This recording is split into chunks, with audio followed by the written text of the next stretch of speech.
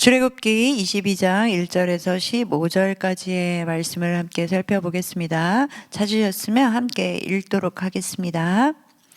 사람이 소나 양을 도둑질하여 잡거나 팔면 그는 소 한 마리에 소 5마리로 갚고 양 한 마리에 양 4마리로 갚을지니라.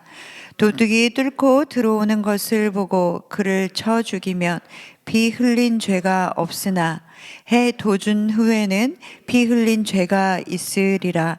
도둑은 반드시 배상할 것이나 배상할 것이 없으면 그 몸을 팔아 그 도둑질한 것을 배상할 것이요. 도둑질한 것이 살아 그의 손에 있으면 소나 나귀나 양을 막론하고 갑절을 배상할지니라. 사람이 밭에서나 포도원에서 짐승을 먹이다가 자기의 짐승을 놓아 남의 밭에서 먹게 하면 자기 밭에 가장 좋은 것과 자기 포도원에 가장 좋은 것으로 배상할지니라. 불이 나서 가시나무에 댕겨 낯가리나 거두지 못한 곡식이나 밭을 태우면 불 놓는 자가 반드시 배상할지니라. 사람이 돈이나 물품을 이웃에게 맡겨 지키게 하였다가 그 이웃집에서 도둑을 맞았는데 그 도둑이 잡히면 갑절을 배상할 것이요.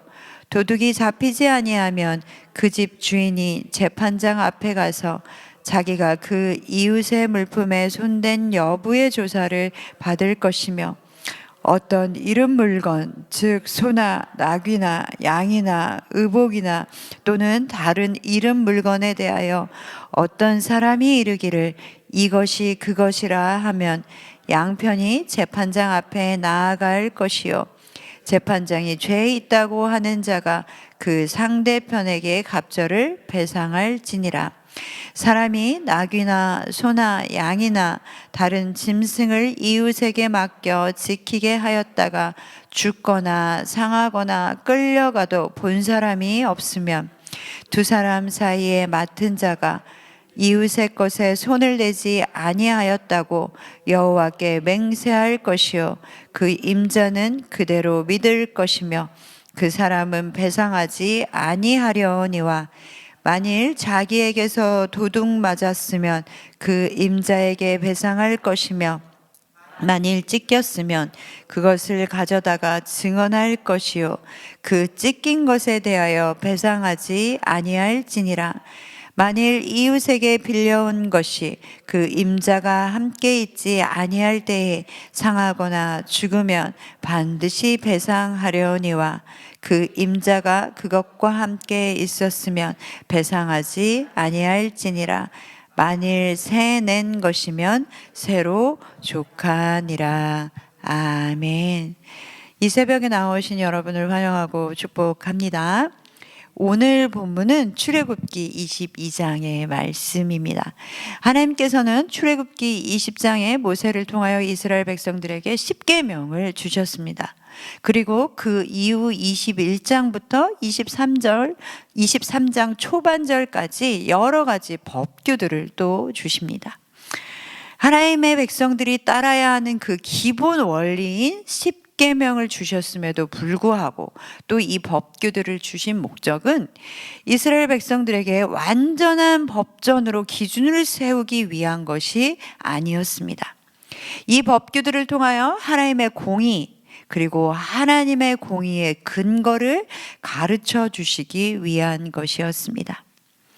그러나 우리가 오늘 본문 22장의 말씀만 읽어봐도 그렇지만 이 법규들이라는 것이 오늘 현재를 사는 우리의 모습과는 너무나 많이 다르기 때문에 우리와는 상관없이 동떨어진 말씀으로 치부해 버리기 쉽습니다.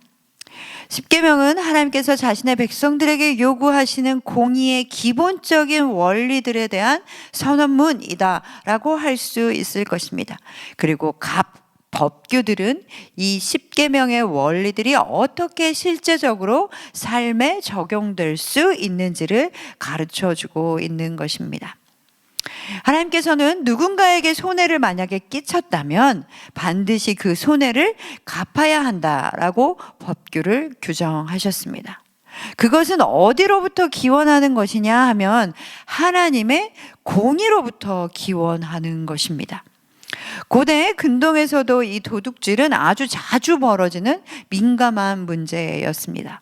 그렇기에 사회가 안정되기 위해서, 사회적 안정을 위해서는 그것에 대한 부분들을 명확히 해야 할 필요가 있었습니다. 그래서 도둑질에 대해서도 여러 가지 경우들을 들어가면서 그 경우마다 어떻게 배상해야 하는지를 말씀하고 있습니다. 도둑질한 사람들은 반드시 훔친 것을 배상해야 하고 최대로는 5배까지 갚아야만 했습니다. 더욱이 오늘 본문 3절의 말씀에 보면 해 돋은 후에는 피 흘린 죄가 있으리라. 도둑은 반드시 배상할 것이나 배상할 것이 없으면 그 몸을 팔아 그 도둑질한 것을 배상할 것이요 라고 말씀하고 있습니다. 도둑질한 것에 대해서 배상을 해야 하는데 만약에 그 사람이 아무것도 가진 것이 없다면 몸을 팔아서라도 그 도둑질한 것을 배상하라라고 말씀하고 있습니다. 어떻게 보면 너무나 가혹한 말씀인 것처럼 보입니다. 이 말씀은 반드시 도둑질한 것에 대해서는 배상을 해야 한다라는 것을 우리에게 말씀해 주시기 위한 것이고, 또한 그것은 하나님의 공의의 근거에서 본다면 반드시 배상해야 한다라는 것을 우리에게 말씀하고 계십니다. 그러나 사랑하는 성도 여러분, 여기서 우리가 반드시 기억해야 할 것이 한 가지 있습니다. 하나님의 공의에 입각하여 우리 자신을 바라본다면 우리는 우리의 죄로 인하여 죽음을 당해야만 하는 존재입니다. 왜냐하면 우리의 죄는 그 어떤 것으로도 우리가 배상할 수 없기 때문입니다. 그러나 우리에게 하나님의 공의로 우리에게 배상의 원리를 말씀하신 하나님께서는 또한 하나님의 사랑으로 인하여 우리를 대속하여 주셨습니다. 우리 주 예수 그리스도께서는 우리를 위하여 대신 죽으시고 죄값을 다 치르시고 우리를 구원하여 주셨습니다. 사랑하는 성도 여러분, 이 배상의 원리를 뛰어넘는 예수 그리스도의 대속의 원리를 기억하시고 감사하시는 여러분 되시기를 간절히 소망합니다. 예수 그리스도의 이 대속의 은혜가 나에게 적용되었으므로 이제는 법적으로 우리는 온전히 자유케 되었습니다. 그러니 우리가 어찌 기뻐하지 않을 수 있으며 우리가 어찌 감사해야 하지 않을 수 있겠습니까? 이것이 바로 하나님의 공의와 또한 하나님의 사랑인 것입니다. 우리는 이 배상의 법규들을 보면서 하나님께서는 배상에만 관심이 있으신가? 라고 생각하기가 쉽습니다. 그러나 이 말씀들을 조금만 더 자세히 살펴보면 정말 하나님의 관심이 어디에 있는지 우리는 발견할 수 있게 됩니다. 도둑질에 관한 것뿐만 아니라 기본적으로 재산의 손해는 재산으로 갚아야 한다라고 말씀하고 있습니다. 그런데 2절과 3절 말씀에 보면 도둑이 들어왔을 때 그것을 처리하는 방법들의 밤과 또 낮에 그 경우들이 다 다른 것을 볼 수 있습니다. 또한 맡긴 물건을 도난당하거나 또한 그 물건에 대하여 아니면 짐승들에 대하여 불미스러운 일이 생겼을 때에도 어떻게 처리해야 하는지를 말씀해 주고 있습니다. 그리고 맡긴 물건을 잃어버렸는데 도둑이 잡히지 않았을 때에 관해서도 말씀하고 있죠. 8절 말씀에는 도둑이 잡히지 아니하면 그 집 주인이 재판장 앞에 가서 자기가 그 이웃의 물품에 손댄 여부의 조사를 받을 것이며 라고 말씀하고 있습니다. 만약 이런 일이 벌어졌다라고 한번 생각해 보십시오. 내가 누군가에게 무엇을 맡겼는데 그 맡은 사람에게서도 무슨 일이 벌어졌습니다. 그러면 맡긴 사람도 그리고 맡은 사람도 서로가 얼마나 곤란한 상황이 벌어지겠습니까? 그럴 때에는 재판장 앞으로 나아오라라고 말씀하고 있습니다. 우리가 읽는 개역개정에는 재판장이라고 되어져 있지만 다른 본문에는 하나님 앞으로 나아와라라고 말씀하고 있습니다. 그 당시 재판장은 하나님이 세우신 사람이었기도 하고, 그것은 무엇을 말하고 있느냐? 하나님 앞으로 나아와서 그 관계의 문제를 해결해야 한다라고 말씀하고 계신 것입니다. 또한 가축을 이웃에게 맡겼을 경우에 죽거나 상하거나 잃어버릴 경우에도 마찬가지로 말씀하고 있습니다. 두 사람 사이에 맡은 자가 이웃의 것에 손을 대지 아니하였다라고 여호와께 맹세할 것이요 그 임자는 그대로 믿을 것이며 그 사람은 배상하지 아니하려니와 라고 말씀하고 있죠.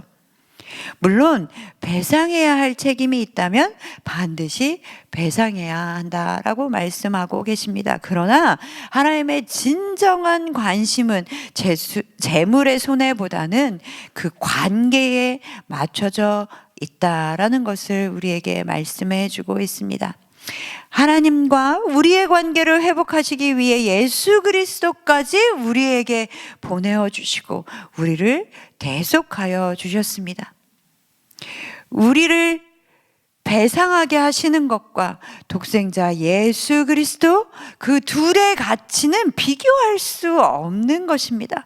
그럼에도 불구하고 우리의 죄값을 대신할 수 있는 것은 예수 그리스도의 죽음밖에 없었기에 하나님께서는 그 사랑으로 우리를 구원하여 주셨습니다. 하나님의 관심은 어디에 있습니까? 하나님께서는 물질보다는 관계에 관심을 가지시고 계신 분이신 것입니다. 사랑하는 성도 여러분, 우리에게 베풀어 주신 그 하나님의 은혜를 기억하시며 나의 소유가 소중하다면 다른 사람의 소유도 귀하게 여기시는 삶을 살아가시기를 소망합니다. 우리가 만약 누구의 소유를 귀하게 여기지 못한다라는 것은 그 사람도 귀하게 여기지 않는다라는 것과 같은 것이 되는 것입니다. 관계를 귀하게 여기시고 내 이웃을 내 몸과 같이 사랑하라라고 말씀하시는 그 하나님의 뜻을 따라가시는 저와 여러분이 되시기를 소망합니다. 그러나 하나님께서 이렇게 우리를 사랑하시고 관계를 회복하시기를 원하시지만 반드시 죽일지어다 라고 말씀하시는 것이 있습니다. 오늘 본문에는 읽지 않았지만 18절과 19절과 20절의 말씀은 이렇게 말씀하고 있습니다. 너는 무당을 살려두지 말라. 짐승과 행음하는 자는 반드시 죽일지니라.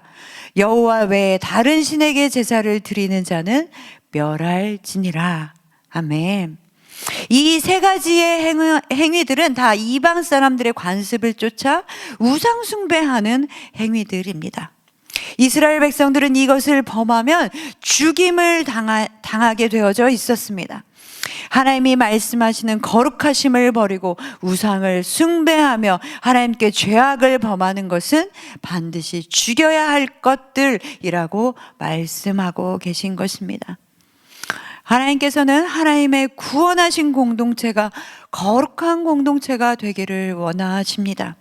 그렇기에 그 공동체가 거룩하게 되지 못하게 하고 하나님을 떠나 우상을 섬기는 죄악, 그리고 그것으로 공동체가 타락하고 범죄하게 되는 것에 대해서는 하나님께서 용납하지 않으시겠다라고 말씀하고 계시는 것입니다. 사랑하는 성도 여러분, 오늘 하나님께서는 우리가 지켜야 하는 법규들에 관하여 말씀하셨지만 그것을 통하여 하나님께서는 우리에게 하나님의 공의에 관하여 말씀하여 주시고 그저 이 법규들을 지켜야 한다라는 것을 넘어 우리에게 말씀하시고자 하시는 그 하나님의 사랑을 기억하시는 여러분 되시기를 소망합니다. 또한 우리를 부르시고 거룩한 공동체로 살아가라 라고 하시는 이 하나님의 부르심을 기억하시는 여러분 되시기를 소망합니다.